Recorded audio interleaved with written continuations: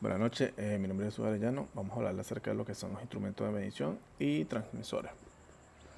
Aquí lo dividimos en tres categorías: medición de temperatura, transmisiones neumáticos y medición de nivel. A nivel de medición de temperatura tenemos que es el área que se centra en los sensores que detectan la temperatura y la convierten en una señal útil. Entre ellos tenemos los termopares, que unen dos metales distintos. Al calentarse la unión generan un pequeño voltaje, efecto Seebeck, proporcional a la temperatura. Uso muy común en industria por su amplio rango de robustez y bajo costo. El RTD, detectores de temperatura por resistencia, utiliza metales puros como el platino, cuya resistencia eléctrica aumenta de forma predecible con la temperatura. ¿Okay? Entre ellos tenemos los termistores y los bimetálicos. Los termistores son similares a los RTD, pero hechos de material semiconductor. Son muy sensibles, pero con un rango de temperatura más limitado.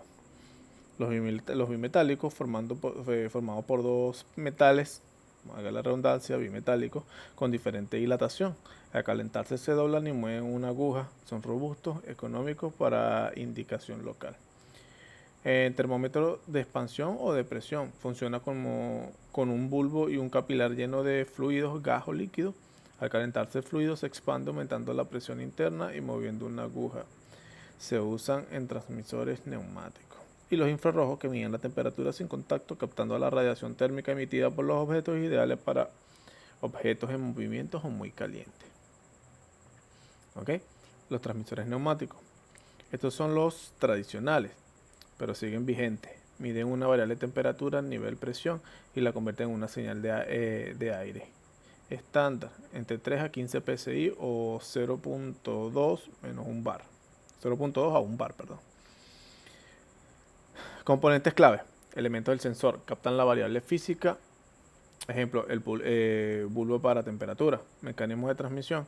Convierten el movimiento del sensor en una señal de presión de aire. Válvula de realimentación. Asegura que la señal de la salida sea precisa y lineal. En las señales de salida, las más comunes es de 3 a 15 psi libras por pulgada cuadrada, donde 3 psi suele representar el 0% de la medición y 15 psi el 100%. Los rangos típicos de temperatura pueden medir desde 100 grados Celsius hasta más 600 grados Celsius, usando sistemas de bulbo y capilar. Requisitos fundamentales. Se necesita una fuente de aire limpio y presión constante, 1.4 bar, para funcionar correctamente. Se usan en entornos con riesgo de explosión, generalmente entornos con riesgo de explosión. ¿Okay? Aquí tenemos los medidores de nivel. Mide la cantidad de líquido sólido dentro de un contenedor. Cada tecnología se adapta a diferentes materiales de proceso. Medición por presión hidroestática y diferencial. Mide la presión que ejerce la columna de líquido. A mayor nivel, mayor presión. Es una forma directa pero muy fiable. Radar de contacto y sin contacto. Emite ondas de microondas que rebotan a la superficie del material. Mide el tiempo de vuelo para calcular la distancia, tecnología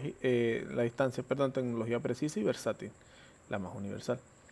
La conductividad y capacitivo. Detectan cambios en las propiedades eléctricas del medio al estar en contacto con el producto. Útiles para líquidos conductivos o no conductivos.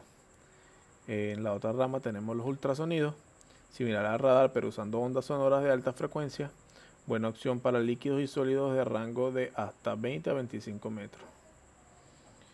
Diafragma para transmisores neumáticos, un elemento flexible que se deforma por la presión hidrostática del líquido y transmite ese movimiento al mecanismo neumático, simple y eficaz para tanques abiertos.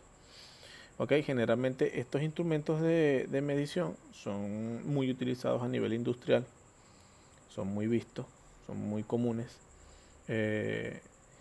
para, valga la redundancia, tomar medidas del entorno, medir temperaturas en calderas, tomar presiones de aire para ciertos aparatos que funcionen bajo ciertas presiones en específico, entre otras cosas.